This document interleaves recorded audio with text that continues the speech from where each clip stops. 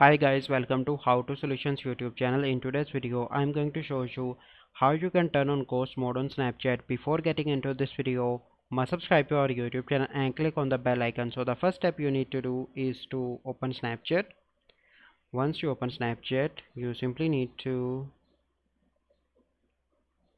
click on the setting on the your icon in the top left, and then you need to click on the settings icon in the top right, and here you need to scroll down.